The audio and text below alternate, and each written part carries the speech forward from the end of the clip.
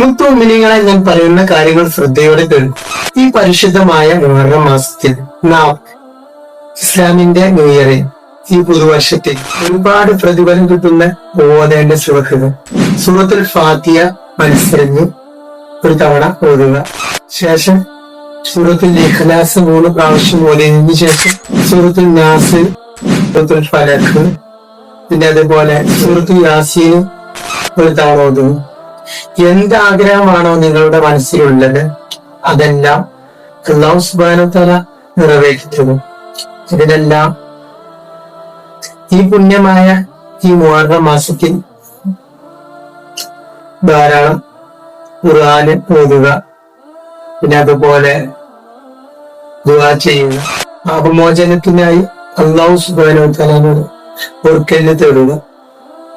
നമ്മൾ എവിടെയാണെങ്കിലും എന്ത് പ്രയാസങ്ങളും നേരിടുമ്പോഴും അള്ളാഹുവിനെ മറക്കാതിരിക്കുക.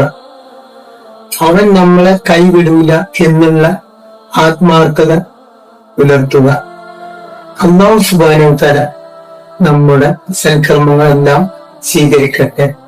കലിമ ചൊല്ലി മരിക്കുന്നവരുടെ കൂട്ടത്തിൽ നമ്മളെയും നമ്മൾക്ക് പ്രിയപ്പെട്ട നമ്മളെ കൂട്ടുകാരെയും എല്ലാവരെയും ഉൾപ്പെടുത്തട്ടെ.